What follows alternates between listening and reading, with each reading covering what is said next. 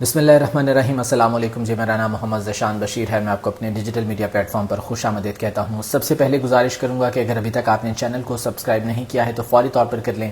اس video کو like اور share بھی ضرور کر دیجیے گا اور اپنی رائے کا اظہار ضرور کیجیے گا کمنٹس میں، کیونکہ یہ میرے لیے بہت زیادہ امپورٹنٹ ہے۔ اچھا جی، پی ٹی آئی کے خلاف ایک بار پھر سے کریک ڈاؤن کا آغاز کر دیا گیا ہے، اور جس طرح سے ایک کے بعد ایک پریس کانفرنسز کا سلسلہ جاری رہا، مسلم لیگ نون کے لوگوں کی جانب سے وفاقی وزیر اطلاعات عطا تارڑ صاحب نے پریس کانفرنس کی، صوبائی وزیر اطلاعات عظمہ بخاری صاحبہ آ گئی، انہوں نے پریس کانفرنس کی، طلال چودھری صاحب کا بیان آ گیا، خواجہ آصف صاحب کا بیان آ گیا، اور بنتا بھی تھا، غصہ تھا انہیں جس شو کو یہ فلاپ کہہ رہے تھے، پاکستان تحریک انصاف کے جلسے کو یہ فلاپ شو کہہ رہے تھے، وہ فلاپ تھا یا کامیاب تھا اس پر تو میں بعد میں آتا ہوں، لیکن پہلے آپ کو بتاؤں کہ کریک ڈاؤن کا آغاز کر دیا گیا ہے پی ٹی آئی کے خلاف، اور یہ کہا یہ جا رہا ہے کہ جی این او سی جو جاری کیا گیا تھا اس کی خلاف ورزی کی گئی اور اب قانونی کارروائی ہوگی۔ شیر افضل مروت صاحب کو گرفتار کر لیا گیا ہے قومی اسمبلی کے باہر سے۔ قومی اسمبلی کا اجلاس جاری تھا، شیر افضل مروت جو ہے وہ اجلاس ختم ہونے کے بعد جیسے ہی باہر آتے ہیں تو پولیس انہیں گرفتار کر لیتی ہے۔ ان کی جانب سے کچھ ریزسٹ کیا گیا، لیکن پولیس نے انہیں پکڑ کر جو ہے وہ حصار میں لے کر اپنی گاڑی میں ڈالا اور وہ گرفتار کر کے لے گئے ہیں۔ اس کے بعد کہا یہ جا رہا ہے کہ عمر ایوب کو، بیرسٹر گوہر کو، ان لوگوں کو بھی ممکنہ طور پر گرفتار کیا جا سکتا ہے۔ تاہم علی محمد خان جو ہے وہ قومی اسمبلی سے نکلے تھے، انہیں کچھ نہیں کہا گیا، وہ واپس چلے گئے، اور اس کے علاوہ عامر ڈوگر وہ بھی جو ہے واپس چلے گئے وہاں سے نکل کے۔ لیکن بہرحال گرفتاریوں کی جو ہے وہ بات ہو رہی ہے، اور جس طرح سے اس چیز کا اندیا دیا گیا تھا، اندیا کیا بلکہ بہت واضح انداز میں وفاقی وزیر اطلاعات نے جو ہے یہ بات کی تھی، امیر مقام کے ساتھ وہ نیوز کانفرنس کر رہے تھے، انہوں نے کہا کہ جی این او سی کی خلاف ورزی کی گئی ہے تو اب قانون حرکت میں آئے گا اور قانونی کارروائی کی جائے گی۔ تو یہ کارروائی جو ہے اس کا آغاز کر دیا گیا ہے۔ بہرحال اب دیکھنا یہ ہے کہ پی ٹی آئی اس حوالے سے کیا اسٹریٹجی اپناتی ہے۔ اچھا، پاکستان تحریک انصاف کے اس جلسے کو فلاپ شو کہا جا رہا ہے مسلم لیگ نون کی جانب سے۔ میں نے آپ کو بتایا تھا کہ مسلم لیگ نون نے آبویسلی اس کی مخالفت کرنی ہے، اس کو انہوں نے وہ ہر صورت فلاپ ہی کہنا ہے، چاہے جتنا مرضی وہ کامیاب ہو جائے، لیکن اصل بات یہ ہے کہ انہیں غصہ ہے۔ غصہ کس چیز کا ہے؟ آبویسلی ایک تو یہ ایک جلسہ تھا، اور عمران خان کے بغیر پہلا بڑا جلسہ، پورے ملک سے جو ہے وہ لوگ وہاں پر پہنچے ہیں، تحریک انصاف کے کارکنان وہاں پر پہنچے ہیں، حالانکہ کنٹینرز لگا کر سڑکیں بند کر کے روکنے کی کوشش کی گئی، لیکن اس کے باوجود عوام وہاں پر پہنچے اور عوام نے بتا دیا کہ وہ آج بھی پاکستان تحریک انصاف کے ساتھ ہیں۔ تو اس چیز کا غصہ تھا، اس کا اظہار انہوں نے کسی نہ کسی طریقے سے کرنا تھا، تو وہ پریس کانفرنسز کے ذریعے جو ہے وہ کیا جا رہا ہے۔ علی امین گنڈا پور کو تنقید کا نشانہ بنایا جا رہا ہے کہ جی انہوں نے بہت غلط زبان استعمال کی، انہوں نے مریم نواز کے خلاف غلط زبان استعمال کی، انہوں نے جو ہے وہ صحافیوں کے خلاف غلط استعمال کی، نہیں ہونی چاہیے تھی۔ میں مانتا ہوں کہ علی امین گنڈا پور کو ایسا نہیں کرنا چاہیے تھا، انہوں نے غلط کیا ہے۔ مریم نواز کے خلاف جس طرح سے انہوں نے بات کی ہے انہیں نہیں کرنی چاہیے تھی، لیکن میں آپ کو بتا دوں کہ اس کی کوئی جسٹیفیکیشن میں پیش نہیں کر رہا، لیکن میں آپ کو صرف یاد کروانا چاہتا ہوں کہ مریم نواز صاحبہ خود سپریم کورٹ کے باہر کھڑی ہو کر ججز پر کیا تنقید نہیں کرتی تھی؟ کیا وہ ججز کے خلاف جو ہے وہ غلط الفاظ استعمال نہیں کرتی تھی؟ کبھی ساز سزا جج کہا جاتا تھا، کبھی کچھ کہا جاتا تھا، انہی ججز پر مریم نواز خود تنقید کرتی رہی ہیں، اور آج یہ بھول گئی ہیں۔ اس کے بعد شہباز شریف صاحب، کیا انہوں نے زرداری صاحب پر کبھی تنقید نہیں کی؟ کیا شہباز شریف نے یہ نہیں کہا تھا کہ جی میں زرداری کو لاڑکھانہ کی سڑکوں پر جو ہے وہ گھسیٹوں گا؟ کیا یہ نہیں کہا تھا کہ ان کا پیڑ پھاڑ کر پیسے نکالوں گا؟ کیا وہ غلط الفاظ نہیں تھے؟ بالکل تھے، لیکن آج انہیں یہ یاد نہیں ہے۔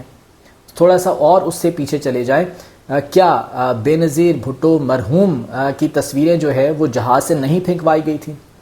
عظمہ بخاری صاحبہ یہ بات کر رہی تھی آج پریس کانفرنس میں کہ جناب یہ ان کی تربیت ہے، یہ ان کے گھر کی تربیت ہے، ان کی جو ہے وہ والدہ نے انہیں نہیں روکا، ان کی بہنوں نے، ان کی بیوی نے انہیں نہیں روکا، یہ ان کے لیڈر کی تربیت ہے۔ تو ذرا آپ اپنے لیڈر کے بارے میں بھی کچھ بات کر لیتی، جنہوں نے بے نظیر کی تصویریں جہاز سے نہیں پھینکوائی تھی۔ کیا اس وقت یونیورسٹیز میں، تعلیمی اداروں میں وہ تصویریں نہیں بٹوائی گئی تھیں؟ جو ہے وہ خطاب دیا گیا تھا، ایک میں وہ ورڈ یوز نہیں کرنا چاہتا، بے نظیر بھٹو مرحوم کو جو خطاب دیا گیا تھا رانا ثناء اللہ کی جانب سے، اور خواجہ آصف نے جو ہے وہ اسمبلی میں کھڑے ہو، خواجہ آصف کی اگر بات آئی ہے تو کیا شیریں مزاری کے لیے انہوں نے غلط الفاظ آن دا فلور اسمبلی میں کھڑے ہو کر یوز نہیں کیے تھے؟ تب یہ تربیت کی بات کیوں نہیں آتی؟ تب کیوں بھول جاتے ہیں کہ جناب تربیت بھی کچھ ہوتی ہے. آج علی امین گنڈاپور نے, میں پھر یہ کہہ رہا ہوں کہ یہ کوئی جسٹیفیکیشن نہیں ہے, علی امین گنڈاپور کو ایسا نہیں کرنا چاہیے تھا, لیکن اگر انہوں نے یہ بات کی ہے تو ذرا جو تنقید کر رہے ہیں وہ خود بھی اپنا ماضی اٹھا کر دیکھ لیں کہ وہ خود کیا کرتے رہے ہیں, اور آج یہی لوگ جو ہے وہ اپنے گریبان میں جھانکنے کے بجائے دوسروں کو تنقید کا نشانہ بنا رہے ہیں. تو بہرحال یہ تمام تر چیزیں جو ہے وہ ہوئی ہیں. فلاپ شو جو کہہ رہے ہیں تو ان کے لیے میں یہ کہنا چاہوں گا کہ نہ صرف ملکی میڈیا بلکہ انٹرنیشنل میڈیا اس جلسے کو کور کرنے کے لیے آیا ہوا تھا. 1000, 1500, 2000, 3000 لوگ ہوتے تو کیا آپ ایکسپیکٹ کر سکتے ہیں کہ انٹرنیشنل میڈیا اس کو کوریج دینے کے لیے آئے گا؟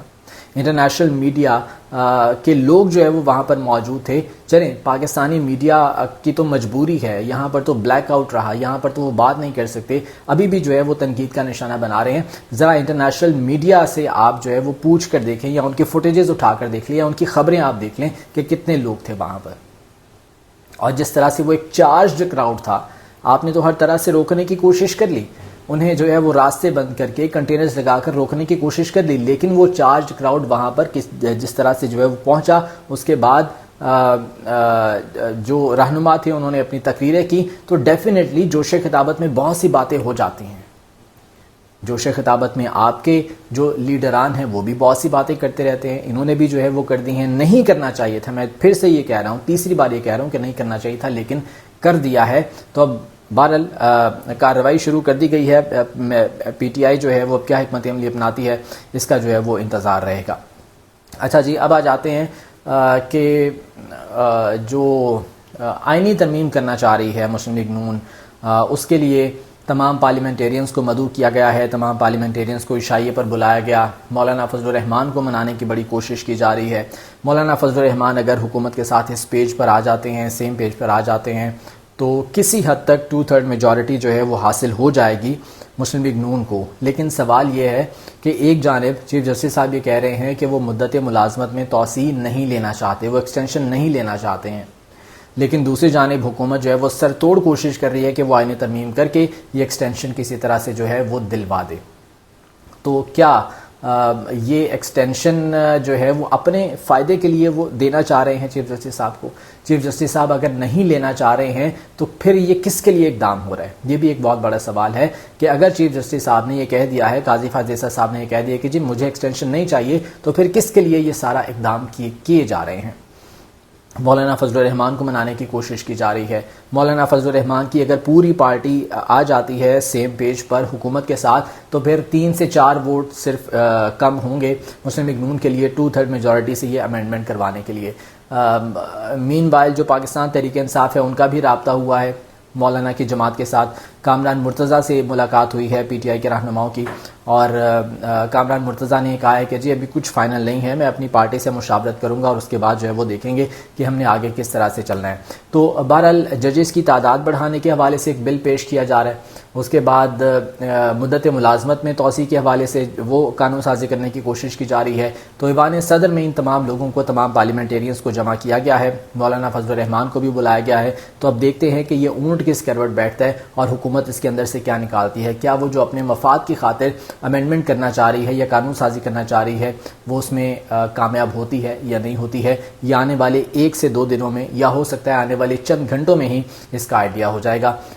اس پر پھر ہم تفصیل سے بات کریں گے. آج کے ولاگ سے مجھے اجازت دیجیے, اللہ نے کے بعد.